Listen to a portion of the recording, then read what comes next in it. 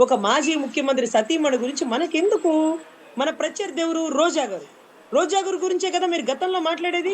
ఎవరు మిమ్మల్ని చూడట్లేదా రోజా గారి గురించి మాట్లాడితే? ఓకే.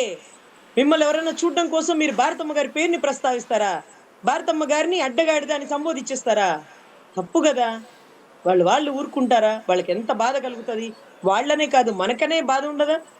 ఒక మాజీ ముఖ్యమంత్రి గారి భార్య ఈ రోజు ఎవరిని తిట్టదేంటి?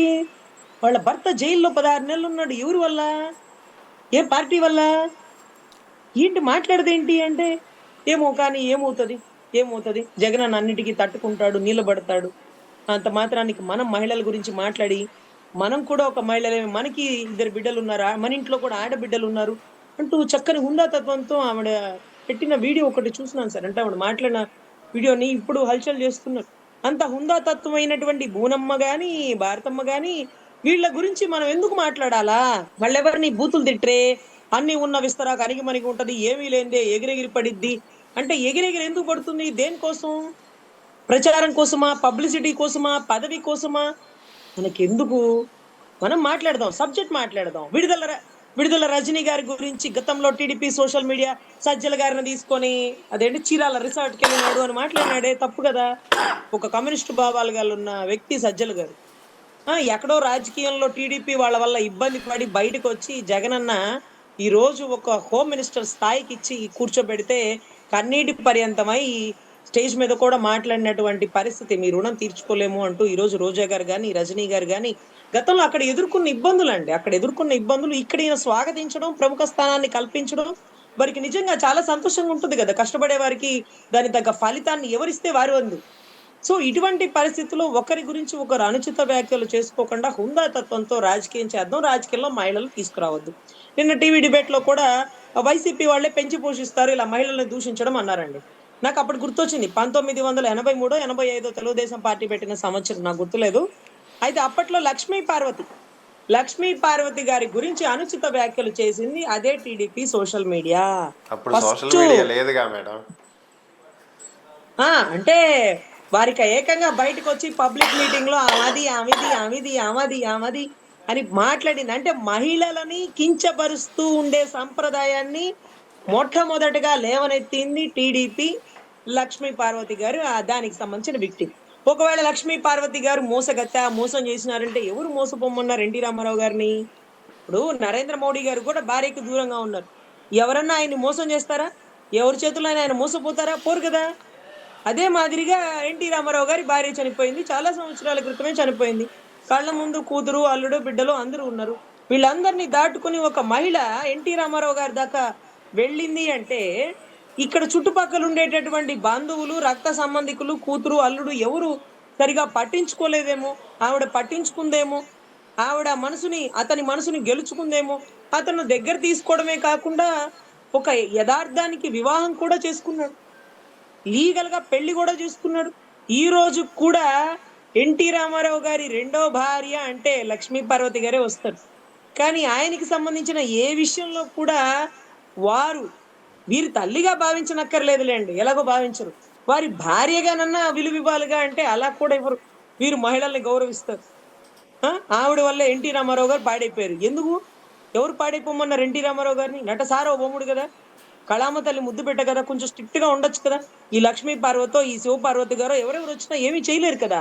అంటే తప్పు మగవాడిలో ఉన్నప్పటికీ, లేకపోతే మగవాడి కారణమైనప్పటికీ, మగవాడిని పక్కన పడేసి మహిళల్ని వేధించడం అనేది ఈ కుసంప్రదాయం అండి. ఇది కుసంప్రదాయం. నిజంగా ఇలాంటివి ప్రోత్సహించకూడదు. వాళ్ళిద్దరూ ఇష్టపడ్డారు. అవును. వాళ్ళిద్దరు ఇష్టపడ్డారు. ఒక సినిమా వచ్చింది చూడండి. అట్లే వాళ్ళిద్దరు పెళ్లి చేసుకున్నారు. అది యదార్థం. లీగల్‌గా ఆవిడ వైఫ్. ఆవిడకి పూర్తి అధికారం ఉంది. ఎక్కడ ఉండనిచ్చినారు? ఎక్కడ గౌరవించినారు? వివాహ చట్టంలో భార్యకిచ్చే స్థానాన్ని మీరెక్కడ గౌరవించినారు? ఎన్టీ రామారావు గారి పేరుతో మీరేదో ఒక అవార్డ్ కూడా ఢిల్లీలో తీసుకుంటూ సతీమణిగా ఆవిడకి ఇన్ఫార్మ్ చేయలేదు. ఆమెని పిలవలేదు. రూపాయి కాయినో ఏదో వేసినట్టున్నారు కదండీ! గతంలో ఏదో స్టాంపో ఏదో. అవును. ఏదో 100 వచ్చింది. నేను 100 కూడా ఇయర్స్ చూడలేదు. 100 ఇయర్స్ కాయిన్ రిలీజ్ చేశారు. ఎగ్జాక్ట్‌లీ 100 ఇయర్స్ కాయిన్ రిలీజ్ చేశారు. అప్పుడు వారి సతీమణిగా పిలవాలి కదండీ! ఆయనేమి ఆయనేమి కనపడకుండా అజ్ఞాతంగా పెట్టుకోలేదు కదా! లీగల్‌గా పెళ్లి చేసుకున్నాడు. చాలా చోట్లకి ఆవిడ కలిసి ట్రావెల్ చేసినారు. ఈ రోజుకి వాళ్ళ బతుకులు, వాళ్ళ బండారాలు మొత్తం ఈవిడ చక్కగా విడమర్చి చెప్తుంది. కాదు ఈవిడకెలా మేడం. తెలుసు? కానీ పిలవాల్సింది సెంట్రల్ గవర్నమెంట్ కదా మేడం. ఈ ఈ ఈవెంట్ చేసింది వాళ్ళు కదా. అప్పుడు టీడీపీ గవర్నమెంట్లో లేదు కదా. స్టేట్లో గవర్నమెంట్లో ఉంది వైసీపీ, సెంట్రల్లో ఉంది బీజేపీ కదా. టీడీపీ ఏం చేస్తుంది? Yes sir. అదే సార్. టీడీపీ ఏం చేస్తుందంటే సెంట్రల్‌లో ఉన్నది ఎవరంటే వారి కూతురు పురంధేశ్వరి గారు సార్. కొద్దో గొప్పో పురంధేశ్వరి గారు. సో, పురంధేశ్వరి గారైనా భార్యగా, మహిళగా ఆవిడ స్థానం ఆవిడకివ్వండి. మనకెందుకు నాన్నగారు ఇష్టపడ్డారు కదా! నాన్నగారి మనసు క్షోభిస్తుందనో, ఆత్మ క్షోభిస్తుందనో పిలిపించి ఉండాల్సింది. మరి వారికెందుకో మనసు రాలేదు. ఆమెనట్టే దూరం పెట్టారు. ఆవిడేం కూడా వేలుముద్ర మనిషేం కాదండి. ఒక పీహెచ్‌డీ డాక్టరేట్ అనుకుంటా. ఆవిడ కూడా ఒక ప్రొఫెసరు. సో, ఈ రోజుకి ఆ కుటుంబం గురించిన పూర్తి సమాచారాన్ని అందించింది ఎవరంటే ఎన్టీ రామారావు గారే. ఈవిడకి చెప్పడమే కాకుండా ఒక పుస్తకాన్ని కూడా ప్రచురించారు. ఆ పుస్తకాన్ని రోసయ్య గారు అసెంబ్లీలో చదివారు. అదే రకంగా ఒక వీడియో చేసి పెట్టారు. ఏది చంద్రబాబు గారి గురించి. ఆ వీడియో కూడా అసెంబ్లీలో ప్లే చేయడం బాగోదని ఆగాను అధ్యక్ష. కానీ చంద్రబాబు గారికి వినిపించాలి ఈ లేఖని. ఎన్టీ రామారావు గారు రాసిన లేఖ అంటూ చాలా దారుణంగా రాసినారు sir. So, whatever it may be మహిళలని తిట్టకండా, మహిళల వల్లే ఇలా జరిగింది అనకండా, మీ మగవాళ్ళు కఠినంగా, స్ట్రిక్ట్‌గా ఉంటే బావుండేదేమో.